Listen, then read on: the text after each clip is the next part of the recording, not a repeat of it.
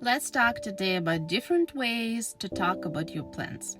How do you plan to do that? You've decided that you want to do something at some time in the future. To intend to do something. The first thing I intend to do for you. You've already done. Thank you, Aunt March, for your employment and your many kindnesses, but I intend to make my own way in the world.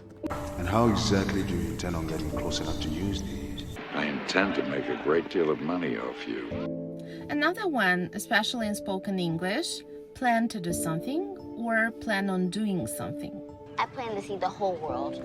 I plan to go home for Christmas. I plan on jumping 3 horses this season. One more, mean to do something. I mean to do a lot of traveling myself soon. I mean to beat you to death and drink your blood from a boot. I'm here to relax and clip coupons. And damn it, I mean to do it. I mean to take her to the North Inlet and beat her there. Could be also used in negative sentences. I didn't mean to hurt anybody. But I didn't mean to be rude. I guess that's true. I didn't mean to upset you.